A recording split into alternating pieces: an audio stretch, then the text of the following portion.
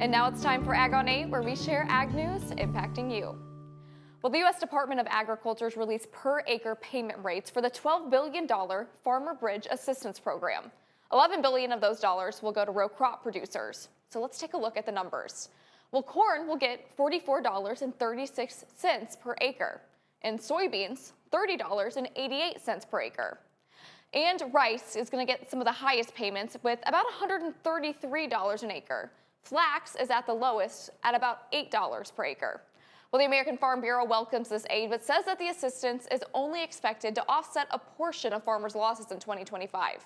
The USDA's payments will hit bank accounts by February 28th, and later on, the other $1 billion of aid will be given to specialty crop farmers. Well, now we're going to turn to transportation. Tesla is no longer the world's best-selling electric vehicle maker. BYD, a Chinese company, is now taking that top spot. Tesla's sales are down 9% from last year, and at the beginning of September, a federal tax credit for EVs expired. Tesla stock fell over 2.5% on Friday. Well, for more than 250,000 Iowans on SNAP, this new year could make changes to their diet.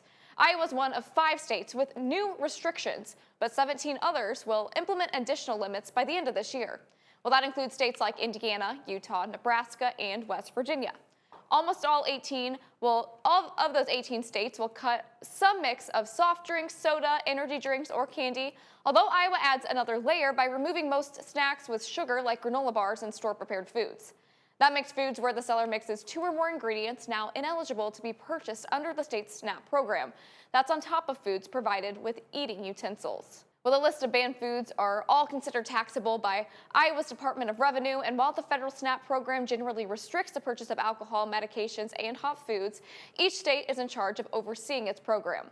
Iowa's waiver will last for 2 years, so another round of SNAP changes could come in at the beginning of 2028.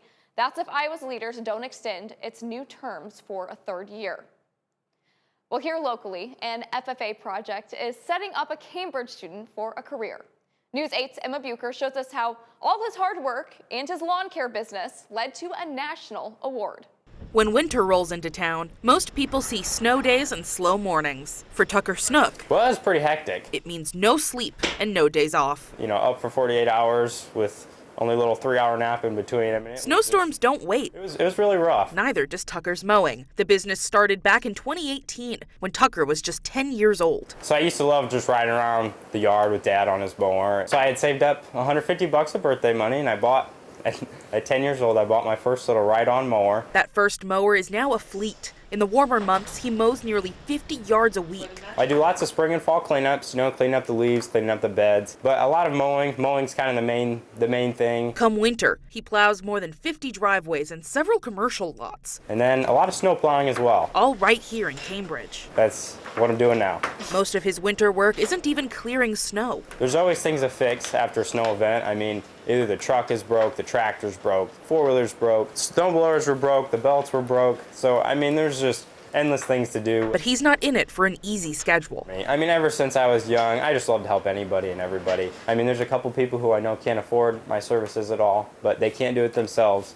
So I do quite a bit of work like that for people in town as well, just to try to give back to the community. That mindset recently earned Tucker national recognition. I was really excited for nationals. Back in October, he won the National FFA Proficiency Award for turf grass management. I never really thought I was going to win it. Now he's facing his newest bump in the yard, balancing college and business ownership. There was multiple times last semester that I fell asleep while doing my homework in bed. But if there's one thing Tucker Snook knows how to do, it's level the ground ahead.